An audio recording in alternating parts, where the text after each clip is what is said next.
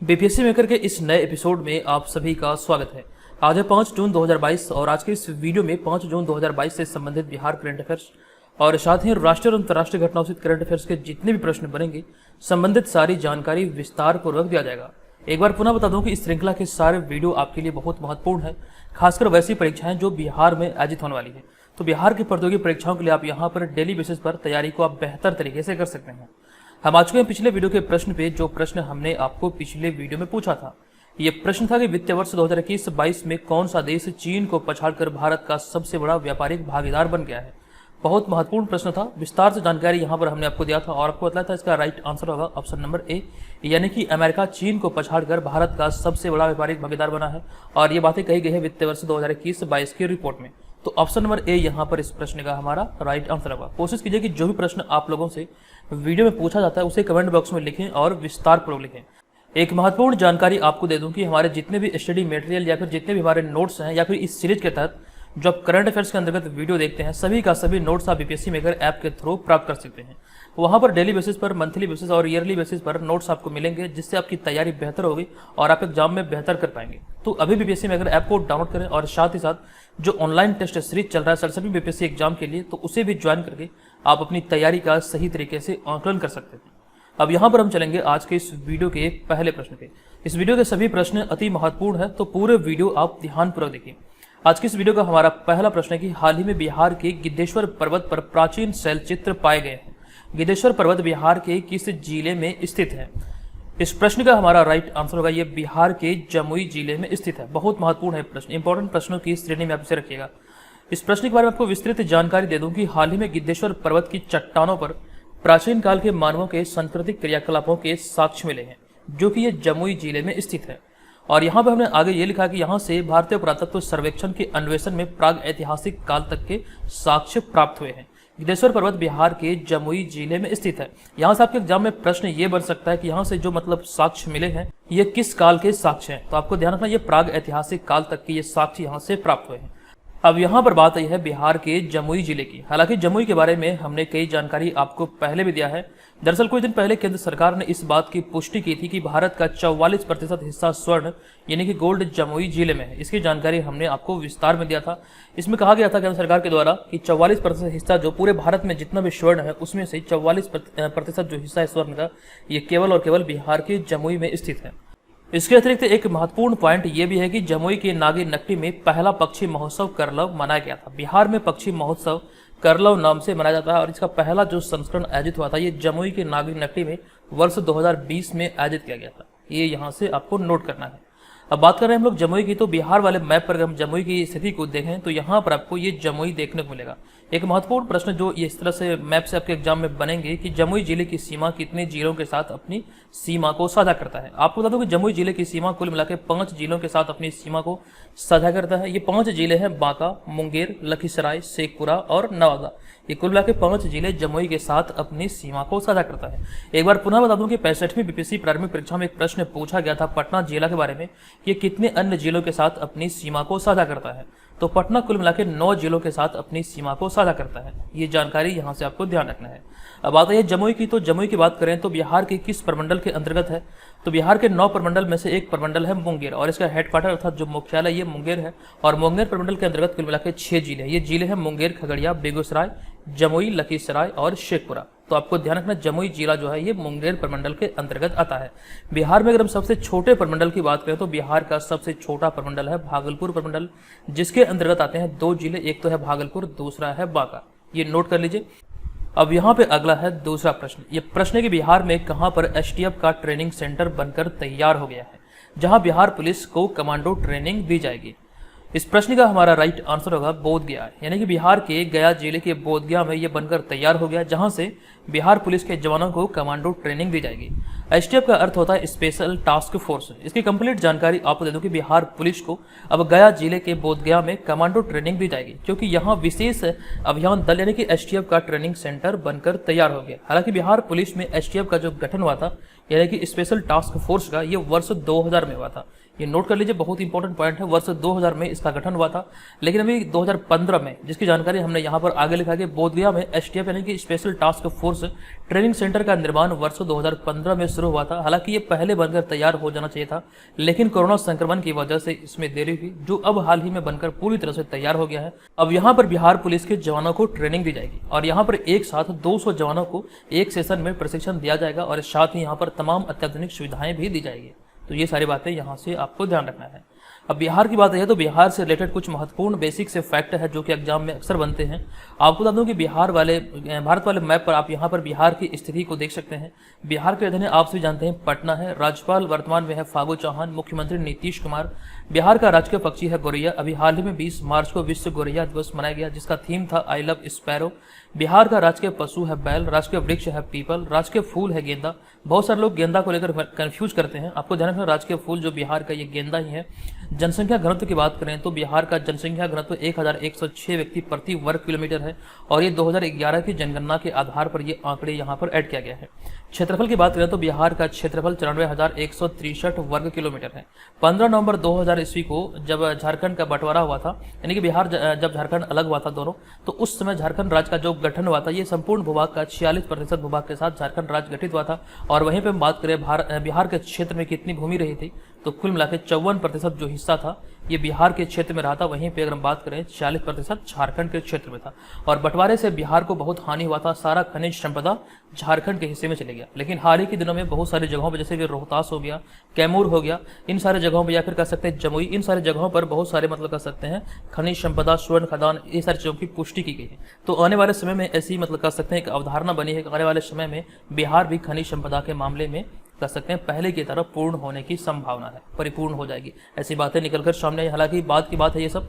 हम यहाँ पर आगे जानेंगे बिहार का राजकीय भाषा क्या है। तो बिहार में 2 राजकीय भाषा, एक तो है हिंदी और द्वितीय है उर्दू। बिहार की लंबाई है 345 किलोमीटर और चौड़ाई है 483 किलोमीटर। बिहार विधान परिषद की सीटों की बात करें तो 75 सीटें, विधानसभा की 243 सीटें, राज्यसभा की 16 और लोकसभा की 40 सीटें निर्धारित है। वहीं पर बात करें बिहार के लोक नृत्य की तो जाट, जाटिन, कजारी, पनवरिया और विदेशिया यहाँ की प्रमुख लोक नृत्य है। और जो आप यहाँ पर इस इमेज में देख रहे हैं, 2 स्वास्तिक के बीच में बौद्धि वृक्ष, ये बिहार का राजकीय चिन्ह है।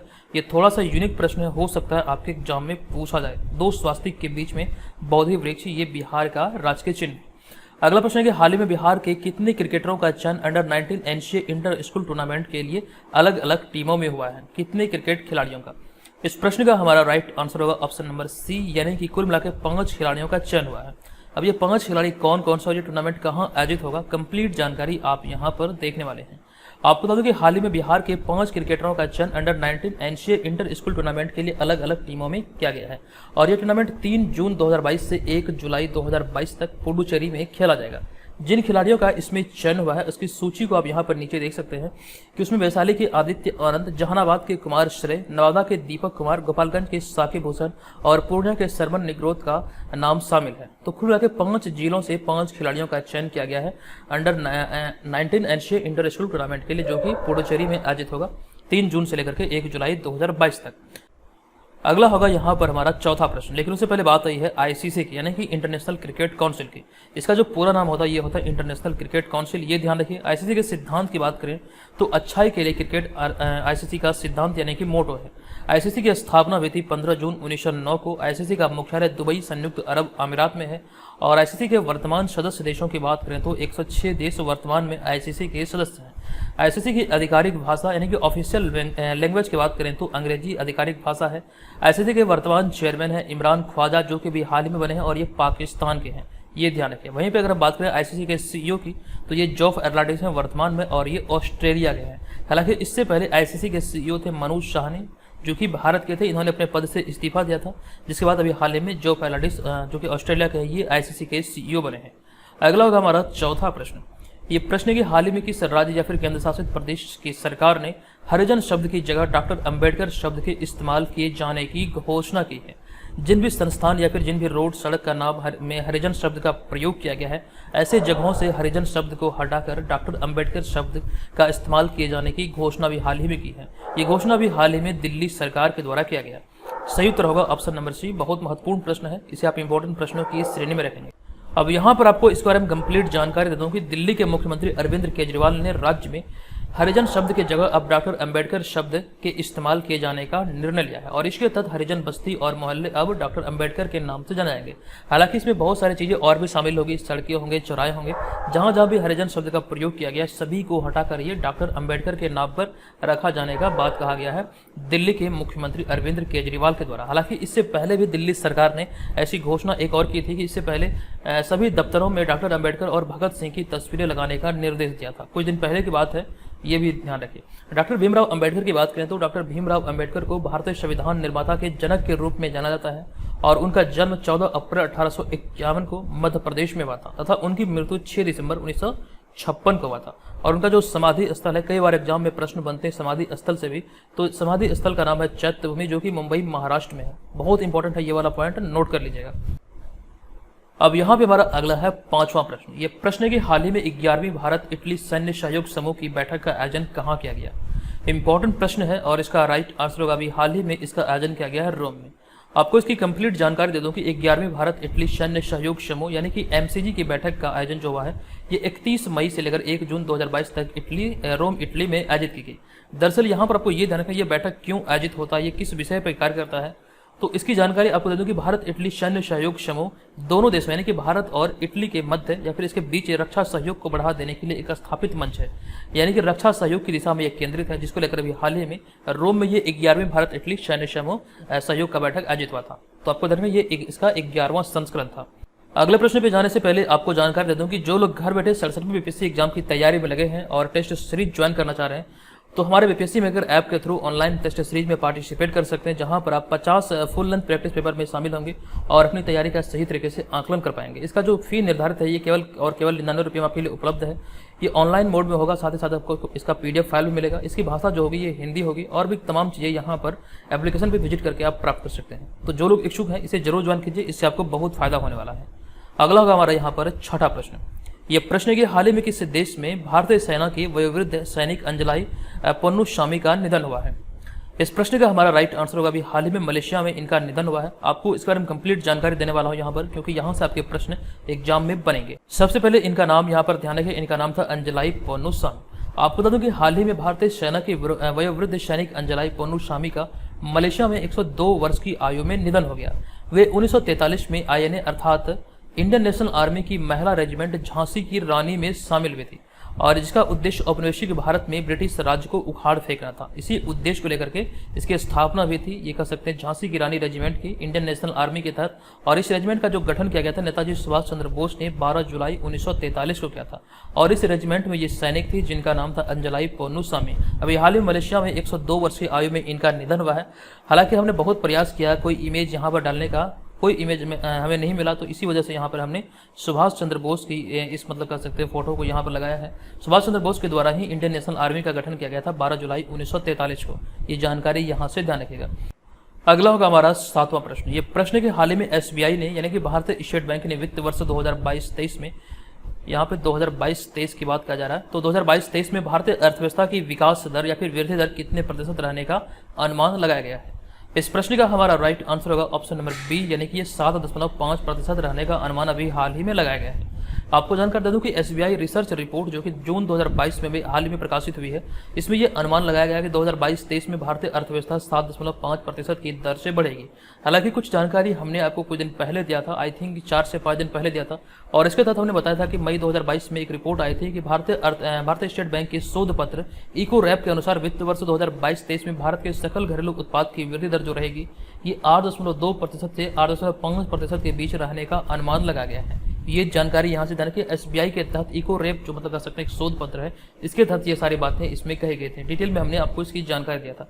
SBI की बात करें तो इसकी स्थापना 1 जुलाई 1955 को हुआ था और इसका मुख्यालय मुंबई महाराष्ट्र में है। और SBI के वर्तमान चेयरपर्सन या फिर चेयरमैन जो है ये दिनेश कुमार खारा है, जो कि 2020 में नियुक्त हुए हैं। अगले 3 वर्षों तक ये इस पद पर हैं। अब यहाँ पे देखिए हम लोग बात कर रहे हैं बैंक की, तो बैंकों की जो सर्वोच्च संस्था ये है रिजर्व बैंक, यानी कि रिजर्व बैंक ऑफ इंडिया अर्थात RBI। रिजर्व बैंक की बात करें तो रिजर्व बैंक की स्थापना भारतीय रिजर्व बैंक अधिनियम 1934 के प्रावधानों के अनुसार 1 अप्रैल 1935 को हुई थी। ये जानकारी यहाँ से जान के कई बार एग्जाम में प्रश्न बने हैं कि रिजर्व बैंक की स्थापना कब हुई। तो 1 अप्रैल 1935 को रिजर्व बैंक की स्थापना हुई थी। यह भारत का केंद्रीय बैंक है और साथ ही साथ ये भारत के सभी बैंकों का संचालक है। साथ ही रिजर्व बैंक भारत की अर्थव्यवस्था को भी नियंत्रित करता है, ये ध्यान रखें। और अगले पॉइंट में हमने ये लिखा है कि रिजर्व बैंक का केंद्रीय कार्यालय प्रारंभ में कोलकाता में स्थापित था, लेकिन इसे 1937 में अस्थायी रूप से मुंबई में स्थानांतरित किया गया। आरबीआई के गवर्नर की नियुक्ति वित्त मंत्री की सलाह पर प्रधानमंत्री द्वारा किया जाता है। बहुत इंपॉर्टेंट पॉइंट है, इसे नोट कीजिएगा। आरबीआई के प्रतीक चिन्ह की बात करें तो ताड़ का पेड़ और बाघ आरबीआई का प्रतीक चिन्ह। आप यहाँ पर इस लोगो में देख सकते हैं, ताड़ का पेड़ और बाघ आरबीआई का प्रतीक चिन्ह है। इसका मुख्यालय की बात करें तो मुंबई महाराष्ट्र में आरबीआई का मुख्यालय है। वर्तमान में आरबीआई का जो गवर्नर है ये शक्तिकांत दास है और ये आरबीआई के 25वें गवर्नर है, जो कि उर्जित पटेल की जगह पे हैं। तो यहाँ से ये भी प्रश्न बनेंगे कि उर्जित पटेल की जगह पर आरबीआई के नए गवर्नर कौन बने हैं, जो कि 25वें गवर्नर है, तो शक्तिकांत दास। अगला होगा हमारा यहाँ पर 8वां प्रश्न। ये प्रश्न के हाल ही में किस संस्था ने टोबैको पॉइजनिंग आवर प्लेनेट नामक रिपोर्ट जारी की है। इस रिपोर्ट को जारी किया गया है वर्ल्ड हेल्थ ऑर्गेनाइजेशन के द्वारा, अर्थात WHO के द्वारा, यानी कि ऑप्शन नंबर ए यहाँ पर इसका सही आंसर होगा। इस रिपोर्ट की यहाँ पर हम बात करें तो बहुत सारे फैक्ट यहाँ से आपके एग्जाम में बन सकते हैं। दरअसल इस रिपोर्ट में यह कहा गया है, फिर यह पाया गया है कि तंबाकू उद्योग 8 मिलियन मानव जीवन, 600 मिलियन पेड़, 2 लाख हेक्टेयर भूमि, 22 बिलियन टन पानी के वार्षिक नुकसान के लिए जिम्मेदार है। इस रिपोर्ट में जो कहा गया है तंबाकू के बारे में, या फिर तंबाकू जो जो उत्पाद है, इससे जो कह सकते हैं प्रदूषण होता है, वायु प्रदूषण होता है, भूमि प्रदूषण होता है और मानव के लिए खतरा है। बहुत सारी चीज़ें यहाँ पर इस रिपोर्ट में कही गई है। वो आंकड़े आप देख सकते हैं कि तंबाकू उद्योग से लगभग 8 मिलियन मानव जीवन, 600 मिलियन पेड़ और साथ साथ 2 लाख हेक्टेयर भूमि और 22 बिलियन टन पानी के वार्षिक नुकसान के लिए ये तंबाकू उद्योग जिम्मेदार है। वहीं पर हम बात करें पृथ्वी के वायुमंडल की, तो पृथ्वी के वायुमंडल में लगभग 84 मिलियन टन कार्बन डाइऑक्साइड छोड़ता है ये तंबाकू उद्योग। तो ये जानकारी यहाँ पर सारी इस रिपोर्ट में कहा गया है, जिस रिपोर्ट का नाम है टोबैको पॉइजनिंग आवर प्लेनेट, जिसे कि हाल ही में वर्ल्ड हेल्थ ऑर्गेनाइजेशन के द्वारा जारी किया गया। दरअसल यहाँ पे हम बात करें तंबाकू की, तो अभी हाल ही में 31 मई को विश्व तंबाकू निषेध दिवस मनाया गया और यहाँ से कई सारे प्रश्न आपके एग्जाम में बनेंगे कि जोधपुर एम्स द्वारा जारी रिपोर्ट के अनुसार बिहार में हर साल तंबाकू से 5844.63 टन प्लास्टिक कचरा निकलता है। तंबाकू उत्पाद से जो प्लास्टिक कचरा का कह सकते हैं उत्सर्जन होता है। जोधपुर एम्स द्वारा जो जारी रिपोर्ट किया गया, इसमें ये सारी बातें कही गई है। यहाँ पर ये आंकड़े आप लोग ध्यान रखिएगा। 31 मई को दरअसल विश्व तंबाकू निषेध दिवस मनाया जाता है और इस अवसर पर झारखंड को विश्व तंबाकू निषेध दिवस पुरस्कार 2022 के लिए चुना गया है। और 2022 में तंबाकू निषेध दिवस की जो थीम निर्धारित किया गया है, ये किया गया है तंबाकू हमारे पर्यावरण के लिए खतरा है। तो ये सारे तमाम फैक्ट्स को आप लोग नोट कीजिए। अगर आप नोट नहीं कर सकते, बीपीएससी में अगर ऐप पर ये तमाम सुविधाएं उपलब्ध है, वहां पर जाकर आप डेली बेसिस पर नोट प्राप्त कर सकते हैं। हम यहाँ पर आ चुके हैं आज की इस वीडियो के 9वें प्रश्न पे। ये प्रश्न है कि हाल ही में किस राज्य सरकार ने राजीव गांधी ग्रामीण ओलंपिक पुरस्कार प्रदान करने की घोषणा की है। ये घोषणा अभी हाल ही में किया गया है राजस्थान सरकार के द्वारा। दरअसल राजस्थान सरकार के जो मुख्यमंत्री हैं अशोक गहलोत, इन्होंने ये घोषणा की है राज्य के खिलाड़ियों के लिए राजीव गांधी खेल रत्न पुरस्कार और ग्रामीण ओलंपिक पुरस्कार शुरू किया जाएगा, जिसकी शुरुआत 29 अगस्त 2022 को खेल दिवस के अवसर पर किया जाएगा। राजीव गांधी खेल रत्न पुरस्कार की बात करें तो इसकी शुरुआत हुई थी, यानी कि पहली बार जो ये दिया गया था 1991-92 सेशन के लिए दिया गया था, लेकिन अब 6 अगस्त 2021 को पिछले साल इसका नाम बदलकर मेजर ध्यानचंद खेल रत्न पुरस्कार कर दिया गया, जो कि भारत का सर्वोच्च खेल सम्मान है। ये ध्यान रखें, 6 अगस्त 2022 को 2022 नहीं बल्कि 6 अगस्त 2021 को इसका नाम में परिवर्तन किया गया था, जो कि राजीव गांधी खेल रत्न पुरस्कार से बदलकर मेजर ध्यानचंद खेल रत्न पुरस्कार किया गया प्रधानमंत्री मोदी के द्वारा। हमारा यहाँ पे अगला होगा 10वां प्रश्न। ये प्रश्न के हाल ही में किससे प्रसिद्ध संतूर वादक का निधन हो गया है। इस तरह के भी प्रश्न एग्जाम में बनते हैं। इस प्रश्न का हमारा राइट आंसर होगा भजन सोपोरी, अर्थात ऑप्शन नंबर ए यहाँ पर इस प्रश्न का सही उत्तर होगा। आपको बता दें कि प्रसिद्ध संतूर वादक व संगीत नाटक अकादमी पुरस्कार से सम्मानित पद्मश्री पंडित भजन सोपोरी का निधन हो गया। उन्हें संतूर का संत भी कहा जाता था, जो आप यहाँ पर इमेज में देख रहे हैं। उनका जन्म की बात करें तो जन्म 1948 में जम्मू कश्मीर के सोपोर में हुआ था। और अगर यहाँ पे बात करें पद्मश्री की, तो पद्मश्री भारत का चौथा सर्वोच्च नागरिक सम्मान है। वहीं पे भारत के पहले सर्वोच्च नागरिक सम्मान की बात करें तो भारत रत्न भारत का पहला सर्वोच्च नागरिक सम्मान है। दूसरे स्थान पर आता है पद्म विभूषण, तीसरे स्थान पर आता है पद्म भूषण और चौथे स्थान पर आता है पद्मश्री। तो ये भी आपको ध्यान रखना है।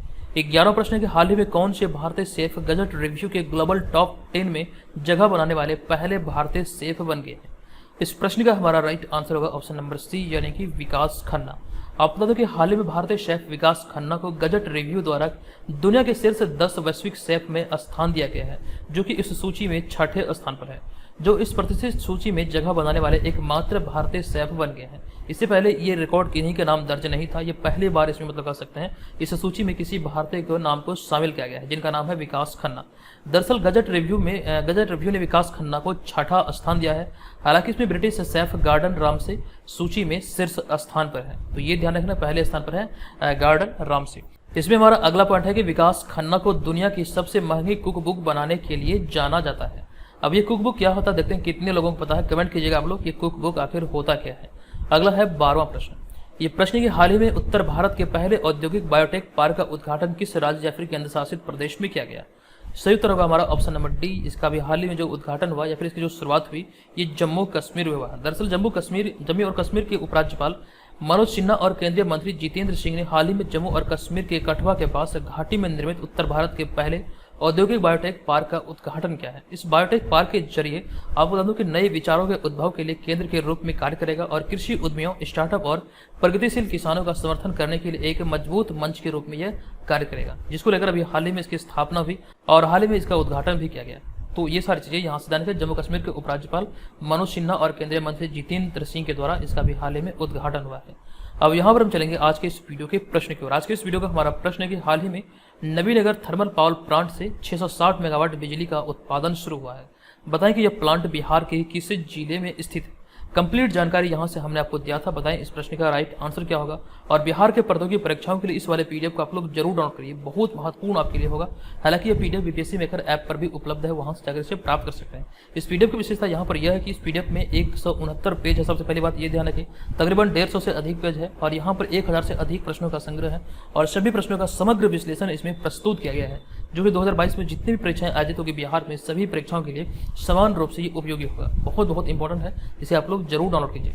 चलिए मिलेंगे नेक्स्ट वीडियो में, तब तक के लिए धन्यवाद। जय हिंद।